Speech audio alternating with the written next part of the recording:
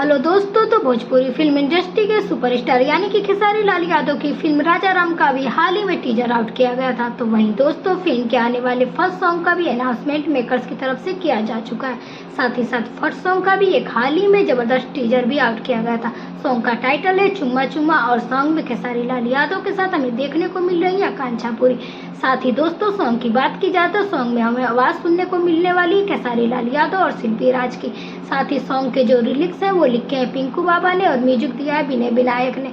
दोस्तों इस सॉन्ग में हमें खेसारी लाल यादव का अलग ही अवतार देखने को मिलने वाला है। तो वहीं दोस्तों आकांक्षा पुरी का भी हॉट अवतार इस सॉन्ग में हमें देखने को मिलेगा। फुल वीडियो सॉन्ग को 9 अक्टूबर के दिन सुबह 7 बजे सारेगामा के हम भोजपुरी के ऑफिशियल यूट्यूब चैनल पे रिलीज कर दिया जाएगा। दोस्तों फिल्म के बाकी सॉन्ग भी जल्द ही रिलीज किए जाएंगे। वैसे दोस्तों आपको फिल्म राजा राम के फर्स्ट सॉन्ग का टीजर कैसा लगा कमेंट बॉक्स में जरूर बताएं। और अगर आप भी खेसारी लाल यादव के फैन तो इस वीडियो को लाइक करें और साथ ही साथ चैनल को भी जरूर सब्सक्राइब करें। Thank you.